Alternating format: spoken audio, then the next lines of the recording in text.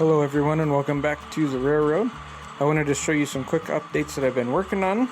Not a whole lot over here, except I tried out a background that you can see right there. Trying to give it a little more of a nice look when you go in for videos. Have that nice background in the back. Probably going to keep adding more to those, but found this one down at a hobby shop, so figured why not. The biggest updates, however, actually come from this way. We have downtown paved and painted. Not very well. There's some things I'm going to touch up, but I want to show you a few things. This is Menards buildings, the country suites here. Nice detail, nice lighting. Grandpa Jack's hobby shop, that's also a nice Menards building, and then same with the little strip mall right here with 5 stores in it. Really like that. Coming over here is the police station. If you remember, I put up some inside behind the scene things on this, along with the rooms that are lit right there and fully detailed. If I don't remember if those are for coffee subscribers or not, but it's there. Coming around over here, we have the police boxing in somebody who was bad. Right behind the jail. There's the jail right there that's lit up as well. This police car is from East Coast Circuits. They do an amazing job.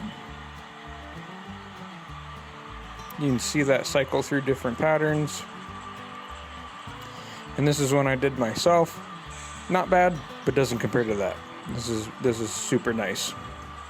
Zooming out, this was my movie theater. If you guys remember seeing me highlight that in the last video, unfortunately during moving, the sign died. And so now it's just a downtown building that will be replaced by an actual theater kit at some point.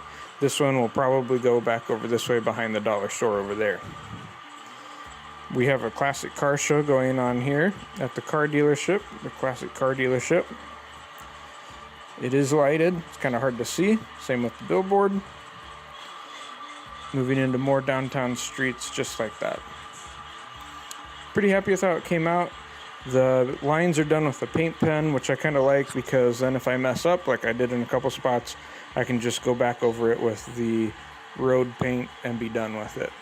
I still got to wire in the water tower right there that has a light that flashes, and haven't done that yet because I'm not 100% sure that's where I want that water tower, but we'll figure that out later. Moving around this way, we do have these 2 buildings permanently wired in for lighting now.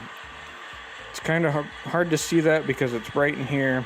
I will do a night shot here soon, but in addition, we have the Pepsi plant. It's also another Menards building. And moving back around this way, this is a building that one of my friends gave me, and it's a UFO abduction. Since this is kind of out in the country, seemed like a good fitting spot for it. I'm going to flip us to nighttime lighting and let you see what that looks like. Welcome to nighttime lighting. You can see that Menards building lit up right there, the power generator. Moving over here, you can see the Chicago Northwestern locomotive shed lit up. But here's what downtown looks like. You can see that nice animated sign, super bright lighting. You can see a little bit better of this being lit up. How the police cars look at night, super cool.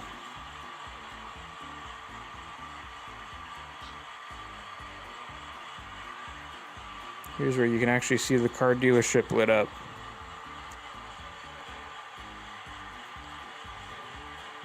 And then, here you can actually see how this looks. Nice and lighted. Both grain elevators that we did in previous video. How that looks.